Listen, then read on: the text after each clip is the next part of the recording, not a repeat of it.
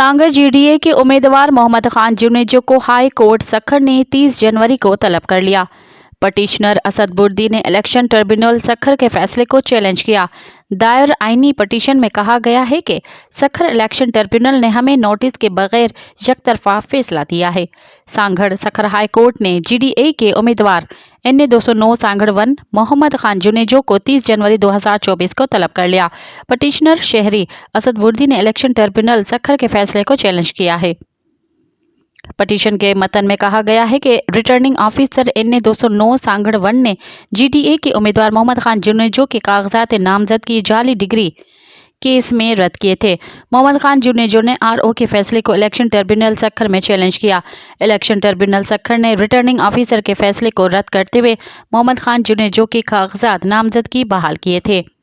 Petitioner Asad ने Sukkur high court का दरवाज़ा खड़काते हुए इलेक्शन ट्रिब्यूनल के फैसले को चैलेंज किया है। असद बुर्दी ने अपनी आईनी पटिशन में इलेक्शन ट्रिब्यूनल सखर के फैसले को चैलेंज करते कहा है कि इलेक्शन ट्रिब्यूनल सखर ने मुझे और रिटर्निंग ऑफिसर को बगैर नोटिस के यकतरफा फैसला देते हुए जीडीए के उम्मीदवार मोहम्मद खान जुनेजो के कागजात नामजदगी बहाल किए थे।